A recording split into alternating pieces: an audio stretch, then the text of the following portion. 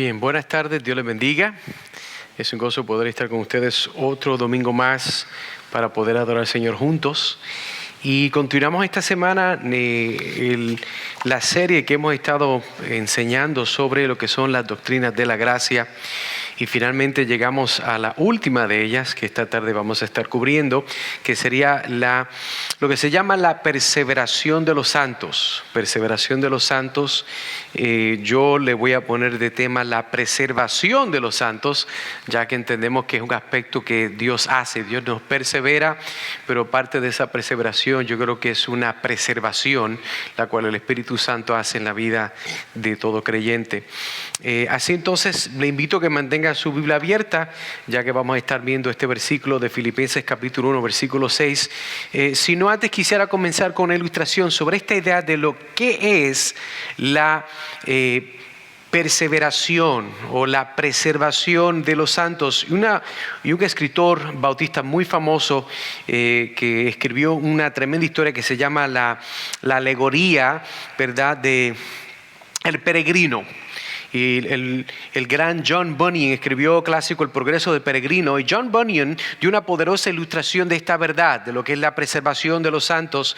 En capítulo 5, el personaje central de Bunyan, que se llama Cristiano, conoce a un ayudante llamado intérprete. Entonces, el trabajo del intérprete es enseñar al cristiano verdades cruciales que va a necesitar para el viaje en su jornada de esta fe para la ciudad celestial. El intérprete le muestra a Cristiano un fuego que está ardiendo contra una pared. Y como alguien estaba de pie junto al fuego tratando de constantemente apagarlo, vertiendo agua sobre él. Pero el fuego no se apagaba. No solo no se apagaba, sino que ardía más y más y más. Entonces Cristiano le preguntó al intérprete, ¿qué significa esto?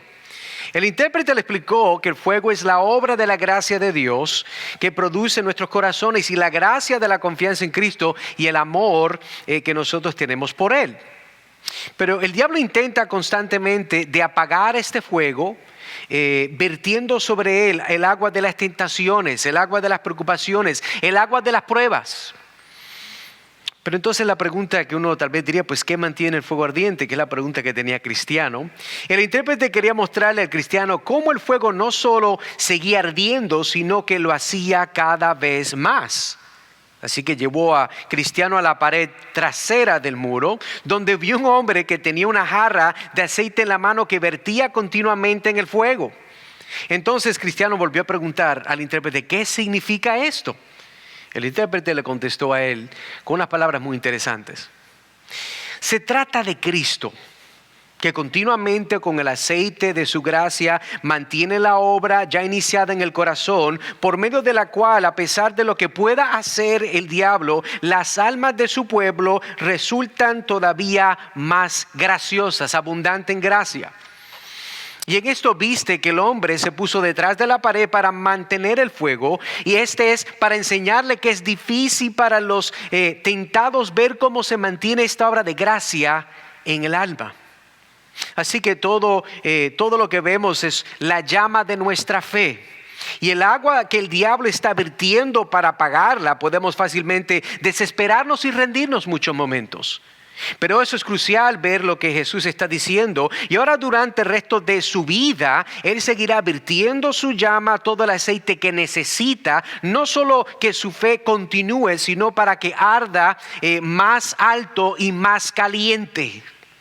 Así que vea lo que Jesús, amigo y amiga, está haciendo en su vida si usted está en Cristo, por medio de la palabra, por medio de estos medios de la fe.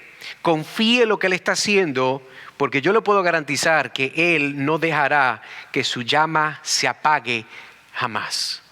Así que vamos a esta idea de lo que es la preservación de los santos. La perseverancia de los santos es el nombre que se utiliza para resumir esta doctrina sobre la seguridad eterna del creyente. La seguridad eterna del creyente. Y responde la pregunta sencilla: una vez que una persona se salva, ¿puede perder su salvación? Cuando una persona se salva, ¿sería posible que una persona pierda su salvación. La perseverancia de los santos puede hacer que la gente tenga una idea equivocada de lo que quiere decir. Algunas personas prefieren utilizar otros términos, como ya le había presentado: la preservación de los santos, la seguridad eterna, retenidos por Dios. Ahora, cada uno de estos términos revela algún aspecto de lo que la Biblia enseña sobre esta importante doctrina de la seguridad del creyente. Sin embargo, como cualquier doctrina bíblica, lo importante no es necesariamente lo que lo vamos a llamar, sino con la precisión con la que resume lo que la Biblia enseña sobre este tema. Así que no importa el nombre que se use para preferir a esta importante doctrina, un estudio profundo de la Biblia revelará que cuando se entiende correctamente lo que estamos hablando hoy, es una descripción precisa de lo que la palabra de Dios enseña sobre esta muy importante doctrina. La explicación más sencilla de esta doctrina, en el dicho sentido, una vez salvo, siempre salvo. ¿Has escuchado esa expresión? Es más, hay personas que usualmente se burlan de esa expresión. Tú eres de los que una vez salvo, siempre salvo. La cual, si usted se pone a pensar, es un poco jocoso, porque ¿qué otra expectativa hay cuando alguien es salvo? Si uno es salvo, ¿por qué no se mantendría salvo? Mas, sin embargo, el malentendimiento de esta doctrina ha causado que muchas personas puedan verlo con una actitud despectiva, la cual no es bíblica.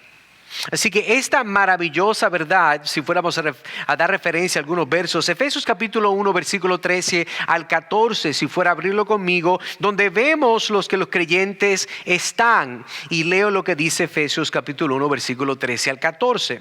Dice: en él también vosotros, habiendo oído la palabra de la verdad, el evangelio de vuestra salvación, y habiendo creído en él, fuiste sellados con el Espíritu Santo de la promesa, que es las arras de nuestra herencia, hasta la redención de la posesión adquirida para alabanza de su gloria.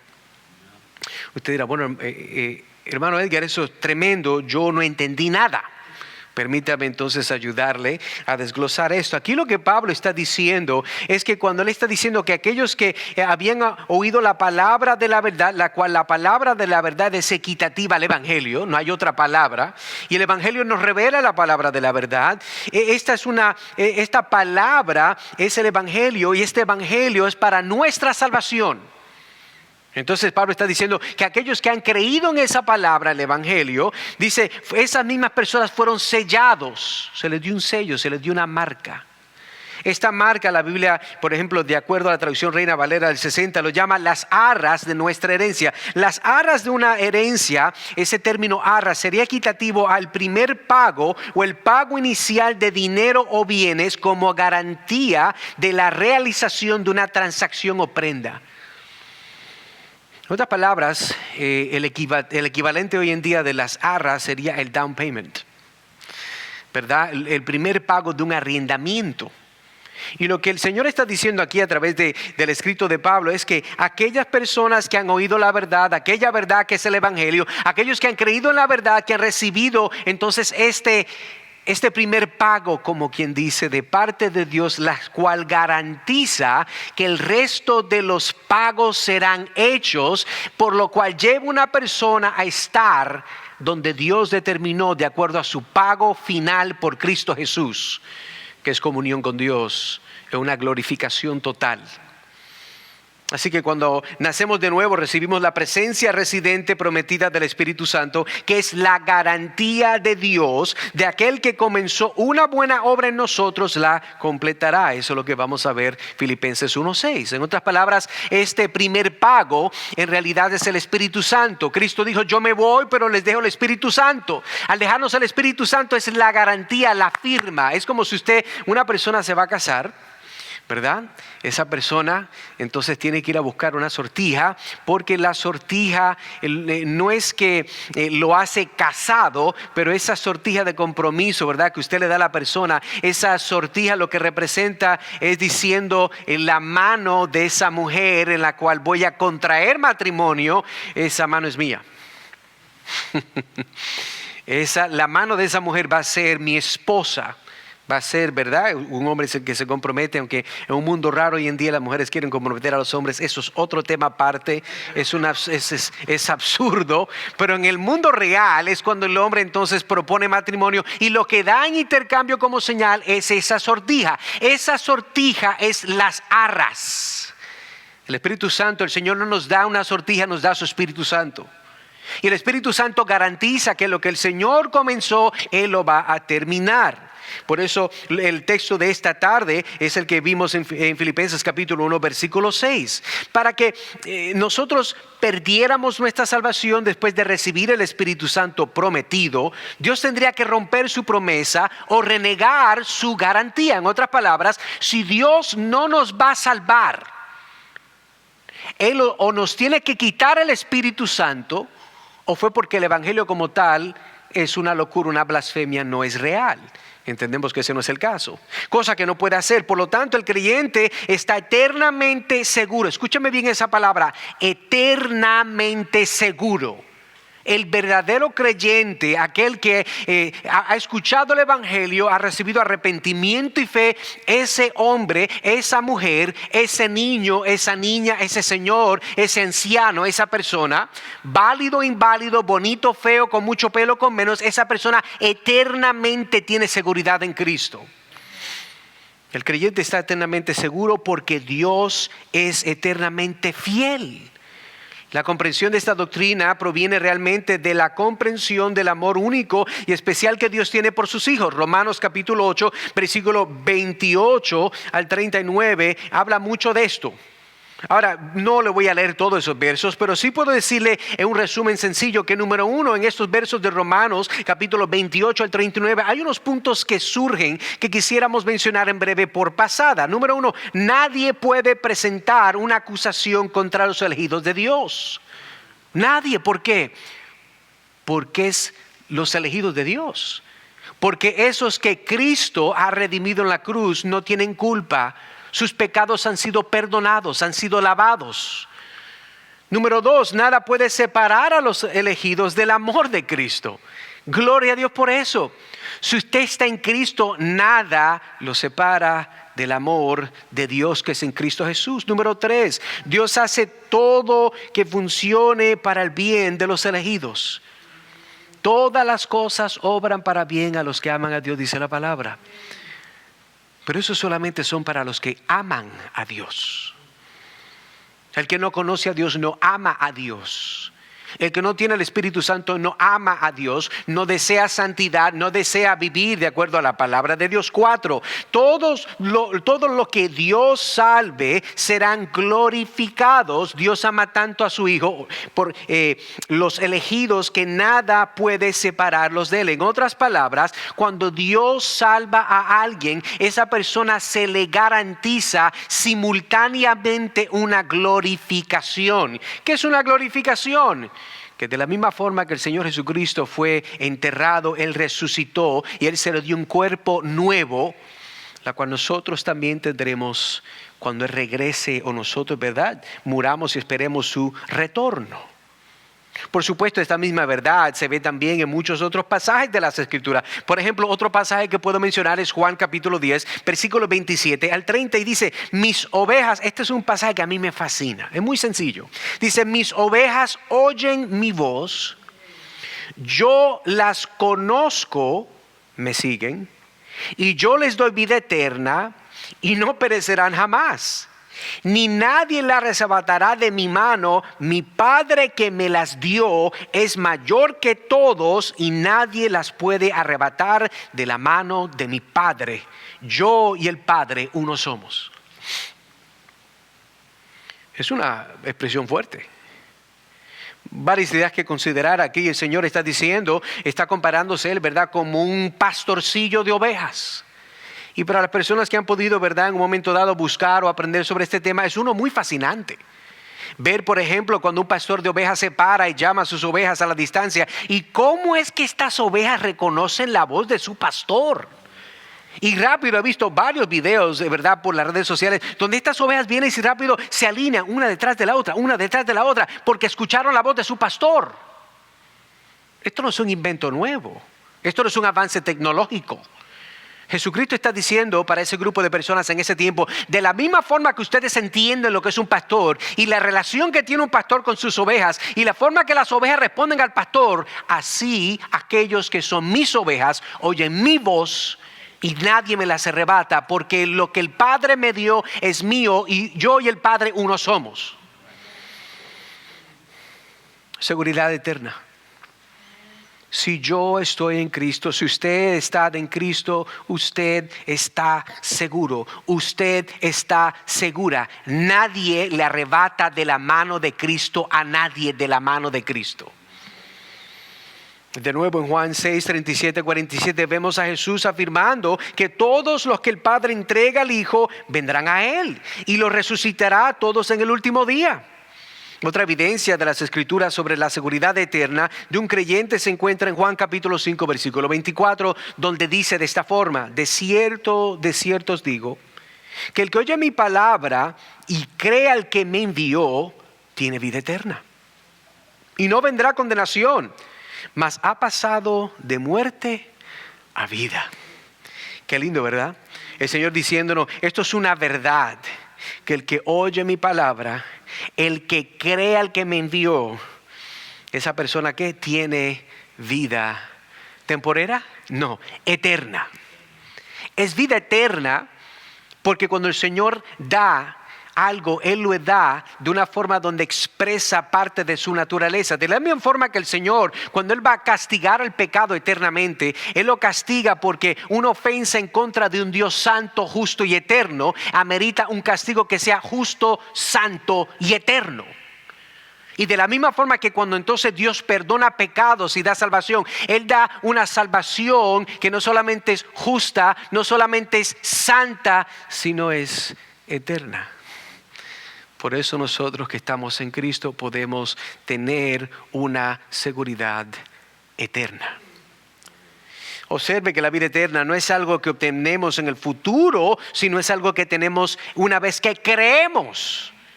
Por su propia naturaleza, la vida eterna debe durar para siempre, o no podría ser eterna. Eso yo creo que es muy claro. Este pasaje dice que si creemos en el Evangelio tenemos vida eterna y no entraremos en juicio. Por lo tanto, se puede decir que estamos eternamente seguros. Y nuestra salvación es eterna como Dios. Su perdón es eterno. Su misericordia es eterna. Su bondad es eterna. Y gloria a Dios por eso. Realmente hay muy poca base bíblica que pueda utilizarse para argumentar en contra de la seguridad eterna del creyente. Aunque hay algunos versículos que si no se consideran en su contexto, podrían dar la impresión de que uno podría caer de la gracia, perder su salvación. Cuando vemos estos versículos se consideran cuidadosamente en su contexto, créame, usted va a ver que no es el caso. Mucha gente conoce a alguien que en un tiempo expresó su fe en Cristo y que podría, este tipo de personas son la prueba que la doctrina de la seguridad eterna no puede ser correcta. Sin embargo, la Biblia indica algo contrario y enseña que las personas como las que profesan a Cristo como Salvador, en un momento para luego alejarse y negar a Cristo, nunca fueron verdaderamente salvas en el primer lugar. Por eso tenemos uno de los textos claves para probar esto, es Primera de Juan capítulo 2 versículo 19, y Juan nos dice de la siguiente forma, dice: salieron de nosotros, pero no eran de nosotros, porque si hubiesen sido de nosotros, habrían permanecido con nosotros, pero salieron para que se manifestase que no todos son de nosotros. Esto es sencillo.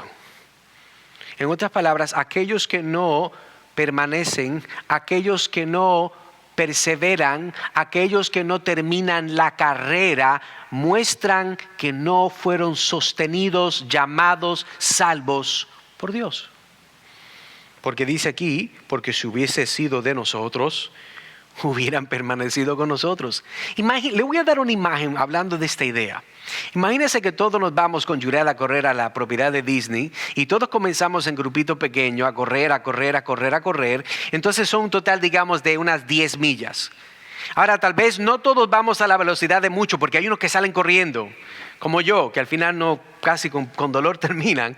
Pero el punto es que todos van. Ahora, el enfoque aquí es que todos los que comienzan por la gracia de Dios, se les garantiza que van a terminar. Pero aquellos que Dios no llama a correr, no van a terminar.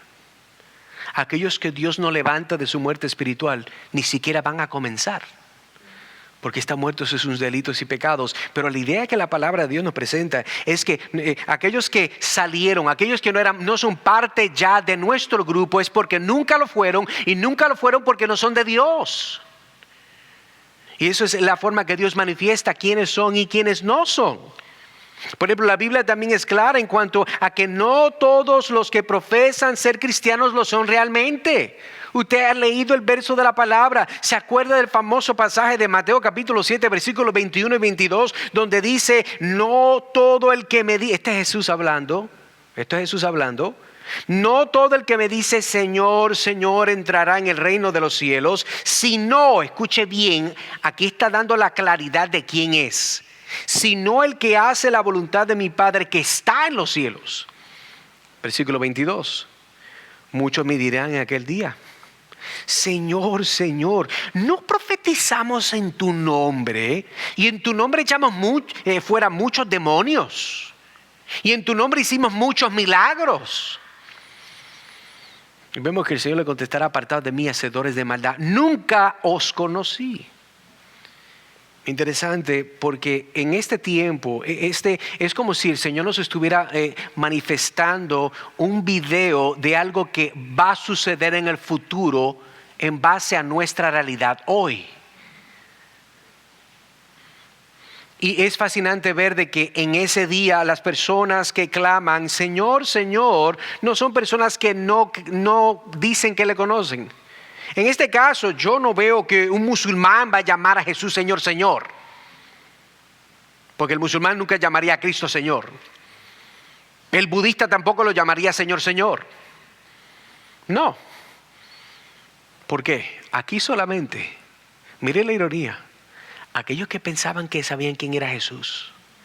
Mire la calificación, porque dice el verso, ellos dirán en aquel día final, aquel día de juicio que se acerca, ellos mire con la audacia que ellos se acercan a Jesús y le dice, Señor, Señor, no profetizamos en tu nombre. Esa palabra profetizar, por lo menos en el Nuevo Testamento se usa bajo las cartas de Pablo, se habla de no predicamos, no necesariamente es profecía del futuro.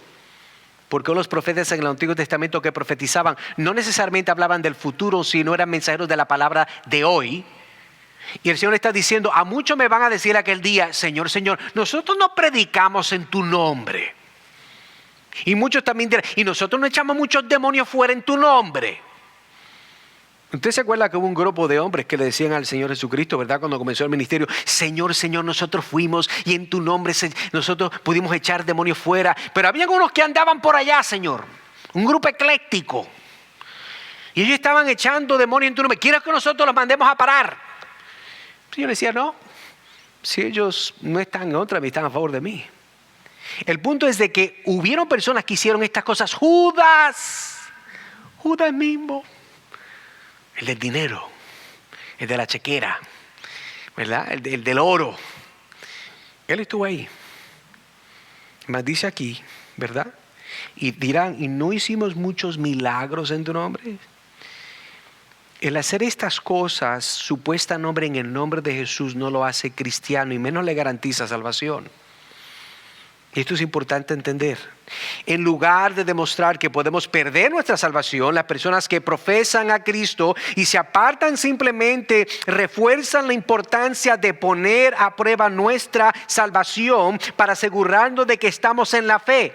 Segunda de Corintios capítulo 13 versículo 5. Y de asegurarnos de nuestra vocación y elección examinando continuamente nuestras vidas para asegurarnos de que estamos creciendo en piedad. Como dice segunda de Pedro capítulo 1 versículo 10. Uno de los conceptos erróneos sobre la doctrina de la perseverancia de los santos es que llevará a los cristianos, mire bien, carnales. Hay una, ¿verdad?, enseñanza, cristianos carnales. Eso está un poquito raro porque imagínate, o es cristiano o es carnal. ¿Verdad? Eso es como decir, bueno, no voy a decirlo porque como aquellos que dicen, yo soy un hombre femenino. En el mundo se entiende, pero sabemos que eso no es normal. Eso no es normal. Si usted es un hombre, no es femenino, y si es femenino, espero que no sea hombre. Entonces entendemos que tiene de cristianos carnales a creer que como están eternamente seguros, pueden vivir cualquier estilo de vida licencioso que deseen y seguir siendo salvos. Pero escuche bien, eso es un mal entendimiento de la doctrina y de lo que la Biblia enseña. Escuchaba una vez a alguien que decía que hay personas que creen que la salvación es como un tatuaje, decía alguien. Usted va, se lo puso y ya lo tiene y no se lo puede quitar y se acabó. No, hermano, así no funciona esto. Eso no es lo que estamos hablando hoy. Esa caricatura, eso no es lo que estamos hablando hoy. Estamos hablando de la obra de Cristo Jesús en la cruz del Calvario, vertida en su sangre por pecadores para la gloria de Dios en vidas transformadas. Una persona que cree que puede vivir como quiera porque ha profesado a Cristo no está demostrando una verdadera fe salvadora. Primera de Juan 2, capítulo 2, versículo 3 al 4, abunda en eso. Nuestra seguridad eterna se basa en la enseñanza bíblica de que aquellos a quien Dios justifica también los glorificará. Romanos capítulo 8, versículos 29 al 30. Permítame leérselo. Mira lo que dice. Porque a los que antes conoció, también los predestinó para que fuesen hechos conforme a la imagen de su Hijo, para que Él sea el primogénito entre muchos hermanos. Versículo 30. Y a los que predestinó, y a estos también llamó, y a los que llamó, a estos también justificó, y a los que justificó, a estos también glorificó. Vemos entonces que el patrón bíblico es que Dios predestina, Dios llama, a los que llama justifica, a los que justifica glorifica. Entendemos que hay un orden lógico. Pero lo que vemos aquí es que cuando vemos que una persona que ha verdaderamente venido a Cristo en arrepentimiento y fe, hay una persona que comienza a parecerse más a Jesús. No una forma más bonita de su versión. Por eso en muchos momentos cuando a veces he hablado con hermanos en discipulado, hermanos que a veces, ¿verdad? Pues todo el mundo tiene un mal día. Me dice, pues es que yo soy así. Yo soy así a veces. Bueno, perdóneme usted. Lo lindo es que Dios no lo llamó a ser así. Dios lo llamó a ser como Cristo. Así que amárrese las botas y siga hacia adelante. Aquí la meta es ser como Cristo, no como usted. No la versión más bonita de ustedes, como Cristo. Perfeccionados a la imagen de Cristo, santificados a la imagen de Cristo. Con una humildad y amor, ¿verdad? Y una paciencia de la imagen de Cristo. Eso es parte de la obra de Dios. Entonces aquellos que se salvan serán efectivamente conformados a la imagen de Cristo a través del proceso de la santificación, como vemos en 1 Corintios 6:11, y lee, y esto erais algunos, mas ya habéis sido lavados, ya habéis sido santificados, ya habéis sido justificados en el nombre del Señor Jesús y por el Espíritu de nuestro Dios. Dicho sea de paso, si usted va y lee esa lista, usted va a ver de que hay un montón de gente enferma, ¿verdad? Pecadores enfermos, gente gay, hay un montón de pecados ahí, puede leerlo más tarde. Pero miren lo que dice el apóstol Pablo, y esto erais algunos. Estos erais es pasado. Ustedes eran eso. Algunos de ustedes en la iglesia eran esto. Pero Pablo está diciendo, pero gloria a Dios, ustedes han sido lavados. Ustedes han sido lavados, ustedes han sido santificados. Y ustedes han sido santificados en el nombre del Señor Jesús y por el Espíritu de nuestro Dios. Cuando una persona se salva, el Espíritu Santo rompe la esclavitud del pecado y da al creyente un nuevo corazón y un deseo de buscar la santidad. Dicho sea de paso, la santidad no es legalismo. Hago ese anuncio no pagado porque hay gente que cree que es lo mismo. No es lo mismo. La santidad es un deseo que produce Dios en mi corazón de separarme del mundo para el uso de la gloria de Dios por medio del Evangelio. Eso no es legalismo, porque es algo que Dios me llama a hacer. Legalismo sería algo que yo le añada a la palabra de Dios para tratar de buscar favor con Dios. Eso es diferente. Entonces, vemos aquí que la obra del Espíritu Santo es una que nos lleva a la santidad. Por lo tanto, un verdadero cristiano deseará ser obediente a Dios y será convencido por el Espíritu Santo cuando peque. La verdad, vemos aquí que cristianos nunca vivirán como le da la gana. Porque tal comportamiento es imposible para alguien a quien se le ha dado una nueva naturaleza, como dice 2 de Corintios capítulo 5, versículo 17. Y dice, de modo que si alguno está en Cristo, nueva criatura es, las cosas viejas pasaron, he aquí todas son hechas nuevas. Si son nuevas, no son viejas. Y si no son viejas, entonces entiendo que usted está cambiando para ser como su Señor que lo salvó. Claramente la doctrina de la perseverancia de los santos sí representa con exactitud lo que la Biblia enseña sobre este importante tema. Si alguien es verdaderamente salvo, ha sido vivificado por el Espíritu Santo y tiene un nuevo corazón con nuevos deseos.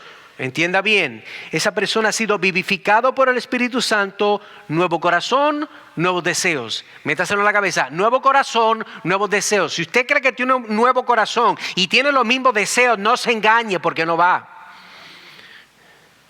Tiene que tener nuevos deseos. ¿Por qué? Porque Dios le ha dado un corazón que antes usted tiene un corazón de piedra, Dios lo saca, le da un corazón de carne que palpita, que está vivo. Una obra que Dios hace, un trasplante cardíaco donde Dios revive la persona por el poder de su palabra. Y lo hace para que esa persona viva para Él. Así que entendemos que no hay manera de que uno que haya nacido de nuevo pueda luego ser no nacido. Debido a su amor único por sus hijos, Dios mantendrá a todos sus hijos a salvo del daño. Y Jesús ha prometido que no perderá ninguna de sus ovejas. La doctrina de la perseverancia de los santos reconoce que los verdaderos cristianos siempre perseverarán y estarán eternamente seguros porque Dios los mantiene así. Y se basa en el hecho de que Jesús, el autor y perfeccionador de la fe, de acuerdo a Hebreos capítulo 12, versículo 2, es capaz de salvar completamente a aquellos que el Padre le ha dado. Hebreos capítulo 7, versículo 25, y de mantenerlos salvos por toda la eternidad. Entonces ahora pasemos tal vez por unos momentos a considerar el verso que vimos, que es Filipenses capítulo 1, versículo 6. Y vamos en esta última ronda a tomar este corto verso para seguir, como quien dice, dándole con este martillo a este clavo del entendimiento de lo que es la perseveración o la preservación de los santos. Miren lo que dice el verso conmigo. Yo estoy leyendo de una Reina Valera del 60. Dice versículo 6 del capítulo 1 de Filipenses. Estando persuadido de esto, que el que comenzó en vosotros la buena obra, la perfeccionará hasta el día de Jesucristo. Y quisiera tal vez de una forma, un verso muy corto, vamos a cortarlo en 3 pedacitos y vamos entonces a exprimirle el jugo. Primera parte, vamos a ver entonces en el titular, la convicción de la obra, la primera parte A del versículo 6, la convicción de la obra. Parte número 2 es la confirmación de la obra. La confirmación de la obra, esa parte B. Y el tercer encabezado entonces sería la conclusión de la obra. La conclusión de la obra, la tercera parte del versículo 6. Pero entonces veamos la primera parte, la convicción de la obra. Mire con su Biblia abierta, dice, estando persuadido de esto. Estando persuadido de esto, dice Pablo. Note que Pablo, en base a sus oraciones, si usted fuera a leer primero, comenzando en versículo 1 de Filipenses, dice que le está dando gracias a Dios por ellos. La palabra nos dice de que Pablo está hablando, ya que él tiene esta iglesia en su mente. Esta es una iglesia que Pablo ha estado orando mucho por ellos. Él los conoce. Me imagino que en un momento dado tal vez han a veces intercambiado, como quien dice, las cartas, le han escrito a él. Entonces vemos de que Pablo comienza el capítulo 1, bueno, claro, en esta carta no hay capítulo, más tarde se los añaden. Pero vemos entonces que si usted mira con su Biblia abierta, note que él dice ahí, por lo menos versículo 3, doy gracias a mi Dios siempre que me acuerdo de vosotros. ¿A quién le da gracias? A Dios. Siempre en todas mis oraciones rogando con gozo por todos vosotros. Este es el amor de Pablo, y note que la base de sus oraciones y gratitud por esta iglesia tiene una convicción y seguridad de parte de Dios. Vemos también que la convicción de Pablo es una que está basada totalmente en la obra de Dios. Por eso vemos de que cuando él comienza hablando, aún en el versículo 5 dice, por vuestra comunión en el evangelio. La comunión, el amor es lo que motiva a Pablo a seguir orando por esta iglesia. Pero ¿por qué Pablo ora? Porque él está convencido que como este es el cuerpo de Cristo, toda oración que él eleve delante de Dios será contestada de acuerdo al diseño de Dios para la gloria de él y el beneficio de esta iglesia. De la misma forma que cuando él ora a Dios y pide por ellos y sabe que Dios oye sus oraciones, él tiene una convicción segura de algo más. Pero ¿de qué está convencido Pablo? Bueno, Filipenses, como vimos del versículo 3 al 5, vemos que él dice, yo doy gracias a mi Dios siempre. Él se pasa dándole gracias a Dios. ¿Por qué? Porque él ha visto la obra del evangelio en medio de estos hermanos. Él ha visto la obra del Espíritu soplar en medio de estos hermanos en la iglesia de esta ciudad de Filipo, y ha visto cómo Dios ha obrado. Y él sabe que si el Señor comenzó a hacer una obra, Él no ha terminado. Por lo tanto, todo lo que Él pide al Padre está de acuerdo a la voluntad del Padre. La convicción de Pablo es parte del resultado de su amor y oraciones a favor de estos hermanos. Este amor es lo que mantiene a Pablo no solamente orando y pidiendo a favor de esta amada iglesia. La convicción de esta obra proviene de una seguridad, hermano, de que el Dios a quien Pablo está pidiendo a favor de esta iglesia no solamente contestará sus oraciones, sino que llevará a cabo su gloriosa voluntad. Es más, viendo esta palabra de cerca, persuadido, porque eso es lo que está diciendo, estando persuadido. Es una palabra muy sencilla, que no hay nada diferente en el otro mundo, ¿verdad? En su lenguaje es llegar a creer con certeza algo, sobre una base de estar totalmente convencido. Vemos de que no es solamente creer porque yo espero, o tengo esperanza, o tengo una fe ciega. No, él totalmente está convencido y tiene certeza en base al crédito establecido de Dios, digámoslo así. Por eso él dice, estando persuadido en esto. Él no dice en algo, en esto, en algo en particular, en algo fijo. Esta palabra persuadido nos lleva a decir de que Pablo claramente, cuando ora por ellos y cree lo que Dios está haciendo por esta iglesia en Filipo, él ve la obra de Dios. Él ve cómo Dios está preservando a esta iglesia en medio de diferentes dificultades, en medio de diferentes momentos difíciles culturales. Él dice, yo estoy convencido, persuadido de esto. Esa es la misma palabra, por cierto, para darle un comparativo. Esta palabra de estar convencido, de estar, ¿verdad?, persuadido, aparece también en Romanos capítulo 8, versículos 38 y 39. Permítame leérselo. Dice, por lo cual estoy seguro, esa es la misma palabra, de que ni la muerte, ni la vida, ni ángeles, ni principados, ni potestades, ni lo presente, ni lo porvenir, ni lo alto, ni lo profundo, ni ninguna otra cosa creada nos podrá separar del amor de Dios que es en Cristo Jesús, Señor nuestro. Él dice, por lo cual estoy seguro. Es la misma palabra. Estando persuadido. Si usted está persuadido, usted está seguro. Y Pablo está diciendo, yo estoy seguro de esto.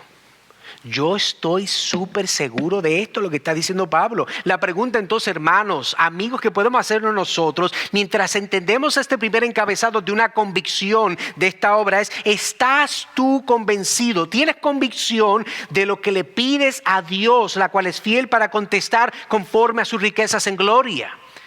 Hermano, entiendo, pero no entiendo qué tiene que ver.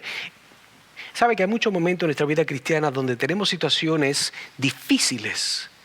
Así sea físicamente, con esta salud, puede ser financieramente, puede ser en el trabajo, puede ser con familiares, un hijo perdido, una hija perdida. Hermanos, tenemos nosotros la convicción que Pablo tiene cuando le habla al Señor en oración y dice, Señor, yo sé que tú escuchas mi oración, y está en la seguridad que cuando él escribe esta carta, él le dice, hermanos, yo estoy persuadido en esto. Esto no es show, esto no es en público, esto es una convicción total que tiene Pablo. Esto es algo que en privado ahora lo trae al público en esta carta que se leyó en la iglesia. Hermano, ¿hablas con Dios y le pides de esa forma, con fe, de acuerdo a su palabra? ¿O le pides a Dios como si fuera una lista de Navidad? Porque esa es otra opción que no es bíblica. Tenemos una lista corriendo de cosas. Señor, yo quiero esto, esto, esto. Pero esas cosas, aunque no son pecados, usualmente no tienen nada que ver con ningún peso eterno. Y esa no es necesariamente la voluntad de Dios. No es que no podamos pedir lo que necesitamos, pero si la lista que continúa en tu vida es una de cosas terrenales, temporeras, perdóname, amigo y hermano, como que no estamos enfocados en el reino de Dios, la cual es el más allá. Que el Señor nos ayude. Entonces vemos la convicción de la obra, esta convicción, esta seguridad, él está siendo persuadido. Pasemos entonces el encabezado número 2, la confirmación de esta obra. Vimos la convicción de la obra, vemos ahora la confirmación de la obra, parte B del versículo 6, leamos del principio, estando persuadido de esto, que el que comenzó en vosotros la buena obra. Entonces ahora continuamos esta idea y si tienen su Biblia abierta, note que podemos hacer algunas observaciones. Pablo entonces usa este pronombre él. ¿Pero quién será él? Déjame ver mi Biblia si yo sé quién es él. Déjame ver aquí, él. ¿Quién será él? ¿Cuál es el antecedente de él? Sí, si usted tiene su Biblia abierta también va a ver conmigo que es Dios.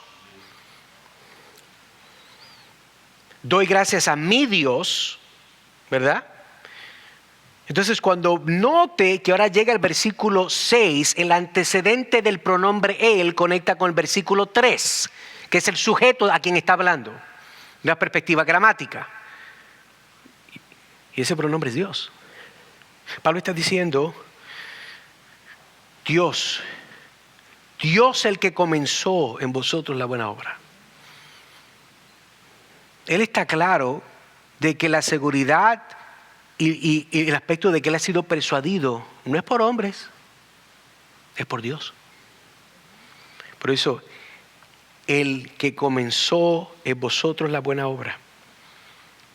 Note que el lugar en donde comenzó la obra fue en nosotros también. Lo vea en el texto, note que dice ahí que el que comenzó, Dios el que comenzó en vosotros. Interesante. Sí, porque la obra que Dios hace es una que está enfocada en el hombre y la mujer. El reino de Dios no es de mármol, no es de bloque, no es de madera. El reino de Dios, la iglesia de Cristo, es hecha de carne y hueso. Por eso aquí dice que el que comenzó en vosotros, y note algo bien lindo, no dice con, al lado de él, delante de o detrás de o junto, no, dice en. Porque cuando hablábamos de las arras del Espíritu, es algo que ha sido puesto dentro de nosotros. El Espíritu que está en nosotros. Por eso Pablo dice que el que comenzó, sea Dios, el que comenzó en vosotros la buena obra. Eso fue dentro de nosotros. A través de la predicación del Evangelio, a través de las oraciones de muchos, a través de que el Señor ha sido mandando, ¿verdad? Palabras, mensajes, sermones, himnos, tratados, video, de todo. Pero todo comenzó en nosotros. Por eso lo que el Señor está buscando es cambiarte de adentro para afuera, porque es lo que está dentro de ti. Jesús hablaba de las cosas que verdad contaminan, no son las de afuera. Jesús decía que todo este tipo de pecado es lo que sale del hombre que es que lo contamina, porque está en nosotros. Pero el Señor que sabe que nosotros estamos pecaminosamente y podemos soltar todo ese tipo de enfermedad, de virus mental, filosófico, por nuestra boca, Él trabaja en nosotros. Por eso dice aquí Pablo que el que comenzó en vosotros. Mire, la palabra comenzar es una palabra no muy difícil tampoco. Lo que está diciendo es comenzar un estado o una relación particular. Entendemos que lo que Pablo está comunicando entonces es aquel que comenzó una relación particular. Y es muy particular, dicho sea de paso, porque estamos hablando que es una relación mística, no mágica, Mística, y cuando uso la palabra mística, estoy hablando mística porque esa palabra mística es un aspecto misterioso. La palabra mística de misterio. Pablo dice que había un misterio en el evangelio vacío revelario. Esa palabra como tal, esa palabra mysterion, y significa que es algo que no se entiende, pero se entiende. Hay un misterio. Y esta relación particular, cuando Pablo está diciendo que el que comenzó en vosotros, el que estableció o comenzó un estado, una relación particular, es una relación mística si usted está en Cristo. ¿Cómo es, hermano? Sí. Porque Pablo decía, ya no vivo yo, mas Cristo vive en mí. Entonces, espera, ¿quién está viviendo? Cristo, tú. Pablo en todo ese momento decía, bueno, soy yo, pero es el Señor. Entonces la pregunta, bueno, fuiste tú, fue el Señor. ¿A dónde comienza, a dónde termina? Es una relación mística. Hay un misterio en eso. Hay momentos que nosotros hablamos, ¿verdad? A favor del Señor por el Espíritu Santo. La pregunta es, ¿fuiste tú o fue el Espíritu Santo? Fueron los dos. Una relación mística. Y vemos que el que comenzó este estado, esta relación en particular, que es Dios, Él comenzó una buena obra en nosotros. Filipenses 2:13 dice, porque Dios es el que en vosotros produce así el querer como el hacer por su buena voluntad. Esa es parte de la obra que Él hace en nosotros. Él produce el querer como el hacer. Hermano, usted no quiere servir a Cristo si no fuera porque el Señor lo salvó. Usted no quiere leer su Biblia. Usted no le importa a nadie nada si usted no está en Cristo. Imagínense que nosotros como cristianos a veces nos levantamos un poquito, usted sabe, crispy, y no como el pollo. Nos levantamos mal. ¿Por qué le pasa? Bueno, porque todavía batallamos el pecado y eso es con el Espíritu Santo. Pero gloria a Dios que el Señor es el que nos da el querer como el hacer. Él nos da el querer de amar a su pueblo. Él nos da el querer de amar a Cristo. Él nos da el querer de buscar la santidad. Pero no solamente nos da el querer, Él nos da la habilidad de hacer. Porque Él nos da el Espíritu Santo, la cual nos da la habilidad de poder vivir una vida para la gloria de Él. Primera de Tesalonicenses capítulo 5 versículo 2. Dice, porque vosotros sabéis perfectamente que el día del Señor vendrá así como ladrón en la noche. Vemos de que aún este verso nos está apuntando, ¿verdad?, hasta el día del Señor Jesucristo. Pues hay una dirección, hay un final. Segunda de Corintios capítulo 9 versículo 8. Y poderoso es Dios para hacer que abunde mire, esto es una expresión muy común de Pablo, en vosotros toda gracia, a fin de que teniendo siempre en todas las cosas todo lo suficiente, abundéis para toda buena obra. Es interesante esta temática de obra en vosotros. Eso es Dios. Aquí solamente hay un autor. Entonces vemos de que en este día de la confirmación de la obra, vemos que esta confirmación de la obra es confirmada porque el que lo comenzó confirma que se va a completar. Si no es Dios, entonces aquí nada se confirma. Usted puede ser persuadido de algo que no es cierto.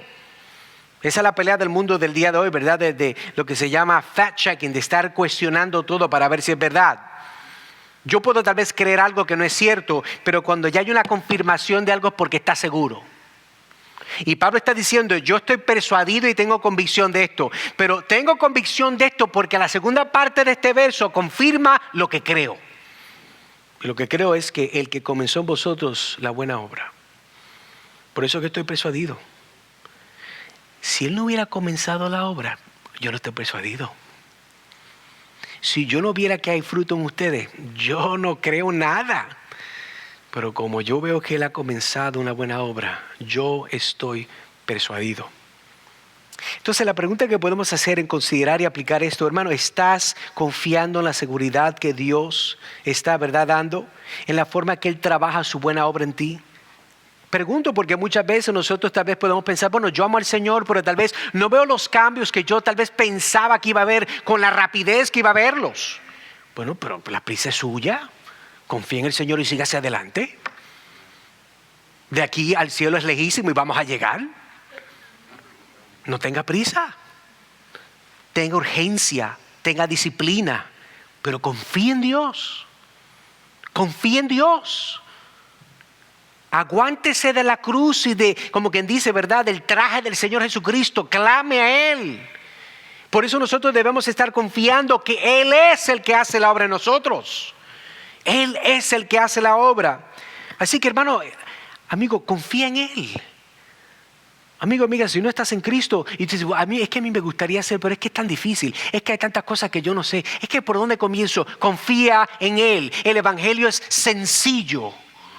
El Evangelio es poder para que aquellos que lo creen puedan ser salvos en el Señor. Pero no eres tú el que te salvas, es Dios en vosotros. Así que no tengas miedo, amigo, amiga. El Señor te llama aún hoy para que creas en Él, confía en Él. Tírate en los brazos de Él. No hay mejor lugar para estar que los brazos de Cristo. Porque aquí vemos de nuevo que el que comenzó en vosotros, no comenzó cualquier cosa, sino comenzó una buena obra. No hay nada más lindo que una persona artista que haga una obra de arte tan hermosa. Miguel Ángel dice que, ¿verdad?, la obra más grande fue lo que se llama el Sistine Chapel, que es la iglesia aquella, ¿verdad? Que yo nunca lo he visto, quisiera algún día ir a verlo. Es algo hermoso. Ese fue el punto más alto de su nivel artístico. Es como decir, el cantar de los cantares fue la obra más alta de Salomón. Y en este momento, la obra más grande del Señor Jesucristo es su iglesia. Por eso Él dice, el que comenzó en vosotros, ¿qué dice ahí? La buena obra. Entonces podemos pasar a nuestro tercer encabezado, que es el último.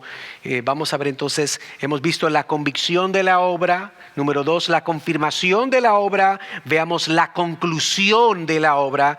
Versículo 6, parte C. Pero comencemos del principio. Estando persuadido de esto, que el que comenzó en vosotros la buena obra, la perfeccionará hasta el día de Jesucristo.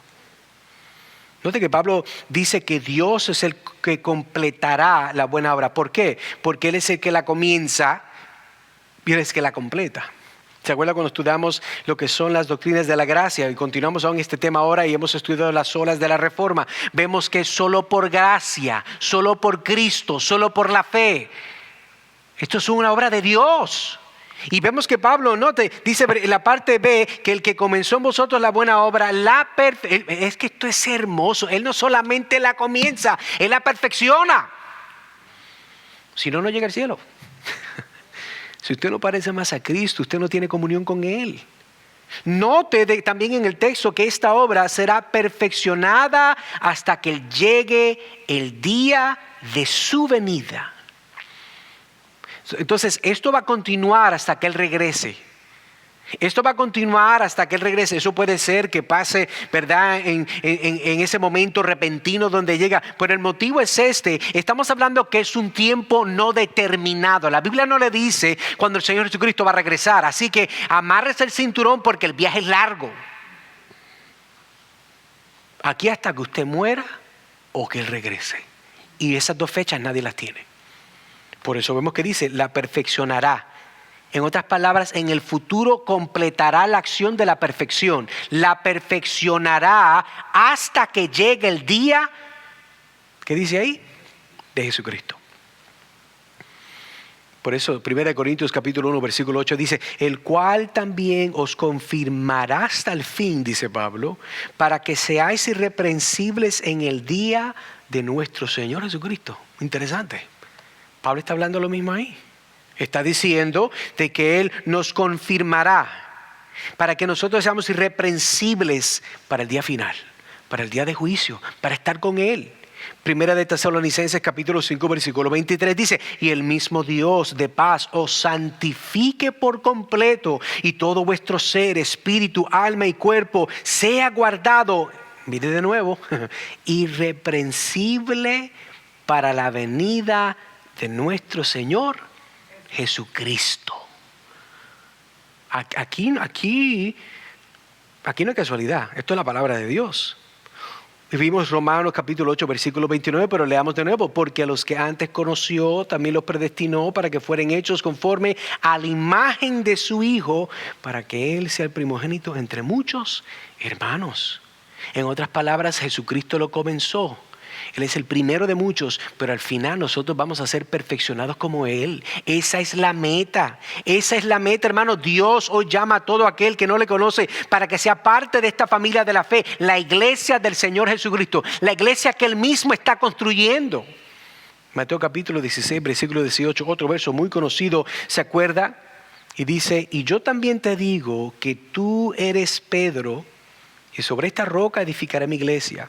Y esto no fue el primer papa, esto es lo que los católicos dicen, eso no es lo que está hablando ese texto, estamos hablando del primer papa.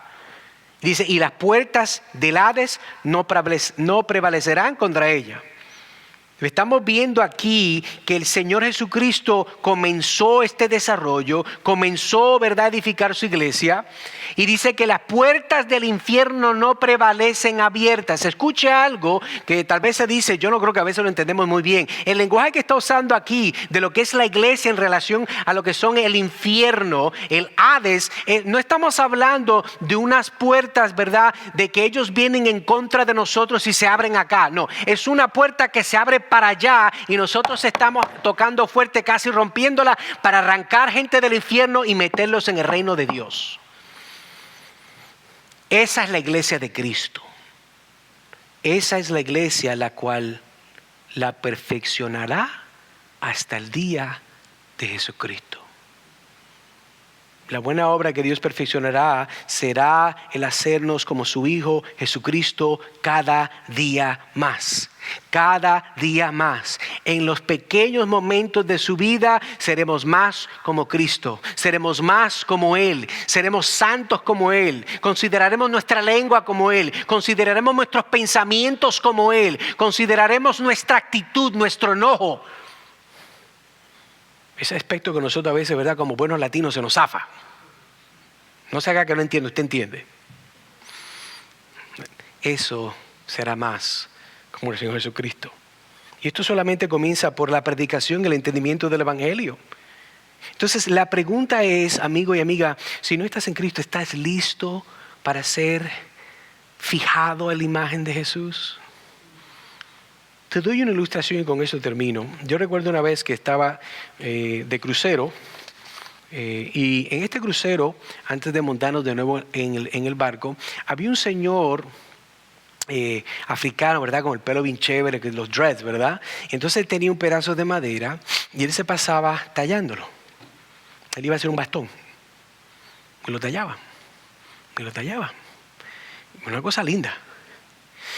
Pero algo que me llamó la atención fue que mientras yo estaba viéndolo a él y nunca había visto en persona, me impactó. Y yo me ponía a pensar, wow, me vino este pensamiento. El ver este señor tallar ese bastón me trajo a la mente la idea de lo que sería y lo que es ser tallado a la imagen de Cristo. Y déjame decir una cosa, si ese pedazo de madera pudiera hablar, estuviera llorando y gritando.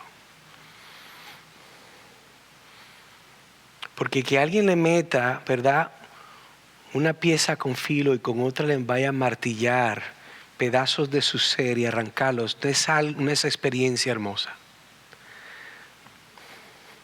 Pero desde una perspectiva eterna es una experiencia gloriosa. Y entendemos, hermanos, que el deseo es que nosotros cada día más podamos ver y entender la obra del Señor Jesucristo de la perspectiva que el apóstol Pablo ahora le está escribiendo a esta hermosa iglesia en Filipo, donde él dice, estando persuadido de esto, que el que comenzó en vosotros la buena obra, la perfeccionará hasta el día de Jesucristo. La perfeccionará está hablando no solamente de completar, sino de un aspecto arduo de trabajo para llegar a esa punto de término, para ser completado. Y yo recuerdo que cuando volví, ¿verdad?, a ver este bastón siendo tallado, me impactó. Me impactó porque digo, a la verdad que eso es en la mano de un hombre imperfecto. ¿Cuánto más personas imperfectas en la mano de un Dios perfecto? Y por eso nosotros debemos, hermanos, de confiar en el Señor y entender que esta doctrina de la perseveración, la preservación de los santos es una muy esencial. Si usted está en Cristo, siga hacia adelante. Aquí ni el diablo lo puede jalar al infierno. Nada, nadie, ni dinero, nada. Nada. ¿Por qué? Porque el que comenzó la obra la va a perfeccionar. Si tú no estás en Cristo, clama a Él. Clama a Él, Él hará. Dile, Señor, yo no tengo nada que ofrecer, me entrego a ti, obra en mí, sálvame, rescátame, tráeme a vida. Ayúdame para vivir para tu gloria, para tu evangelio, para tu reino. Y créeme que eso es una oración que el Señor siempre, con mucho gozo y con mucha alegría, está arduo en contestar aún hoy aquí. Oremos. Señor, te damos gracias por este tiempo, gracias por tu palabra, gracias por la adoración, gracias por el grupo de hermanos y hermanas que están con nosotros. Plácete, Señor, en que podamos regocijarnos en esta doctrina. Plácete, Señor, que nosotros encontremos, Señor, refugio, descanso, en recordar que si somos algo es porque tú eres. Si hemos alcanzado algo es porque tú nos los has dado. Señor, estamos en tu cuerpo, somos parte de una iglesia sana y bíblica, es porque tú has comenzado una buena obra en nosotros y tú la vas a perfeccionar hasta el día final. Señor, protégenos, presérvanos en este mundo malo y guárdanos, Señor, del tentador. Ayúdanos, Señor, a ser buenos testigos de ti, de tu palabra y tu evangelio. Pedimos esto en el nombre de Cristo Jesús. Amén y amén.